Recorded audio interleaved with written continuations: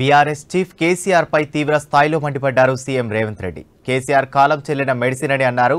అధికారం కోల్పోవడంతో కేసీఆర్ అసహనంతో మాట్లాడుతున్నారని ఫైర్ అయ్యారు. గవర్నర్ ప్రసంగానికి కేసీఆర్ ఎందుకు హాజరు కాలేదని ప్రశ్నించారు. బీఏసీ మీటింగ్కి కూడా హాజరు కాలేదంటే కేసీఆర్ చిత్తశుద్ధి ఏంటో తెలుస్తుందన్నారు. కేసీఆర్ కమిట్మెంట్ ప్రజలకు అర్థమైంది, కానీ ఆయన కమిట్మెంట్ పై హరీష్ రావుకు మాత్రమే డౌట్ ఉందన్నారు. అసెంబ్లీకి బీఆర్ఎస్ ఎల్పీ కార్యాలయం మార్పు స్పీకర్ నిర్ణయమని, స్పీకర్ నిర్ణయానికి తాము బాధ్యులు అంటే ఎలా అని ప్రశ్నించారు. బీఏసీ మీటింగ్ ఎవరిని అనుమతించాలో అనుమతించకూడదో అనేది స్పీకర్ నిర్ణయమని సీఎం రేవంత్ రెడ్డి స్పష్టం చేశారు.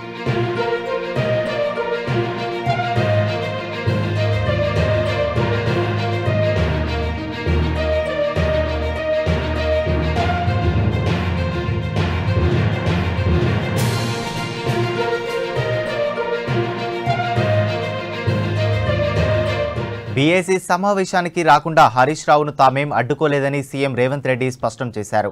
బీఏసీకి కేసీఆర్, కడియం శ్రీహరి హాజరు అవుతారని పేర్లు ఇచ్చారని తెలిపారు. హరీష్ రావు పేరు మాత్రం లేకపోవడంతో మంత్రి శ్రీధర్ బాబు అభ్యంతరం తెలిపారని, బీఏసీకి ఆయనను అనుమతించాలో లేదో స్పీకర్ నిర్ణయమని సీఎం రేవంత్ రెడ్డి స్పష్టం చేశారు. కేసీఆర్ బదులు హరీష్ రావు వచ్చారని అనుమతిస్తే రేపు హిమాన్షు కూడా మీటింగ్కు వస్తానంటారని విమర్శించారు. కేసీఆర్ సభకు రావాలని కోరుకుంటున్నామని, ప్రతిపక్ష నేతగా కేసీఆర్ తన నిధులు నిర్వర్తించాలని సీఎం రేవంత్ రెడ్డి అన్నారు.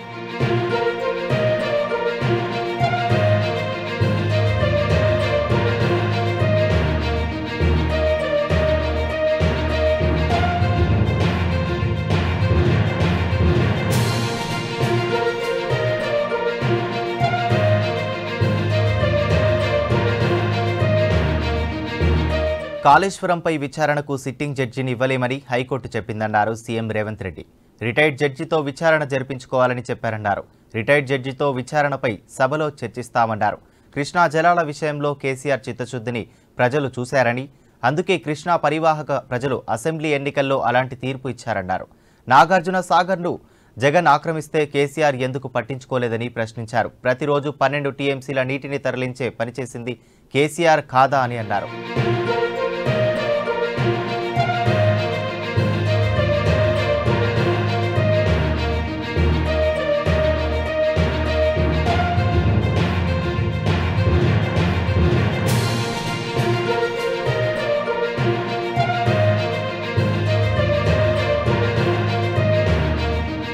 రాష్ట్ర ప్రజలు కేసీఆర్, బీఆర్ఎస్ గురించి ఆలోచించడం మానేశారన్నారు సీఎం రేవంత్ రెడ్డి.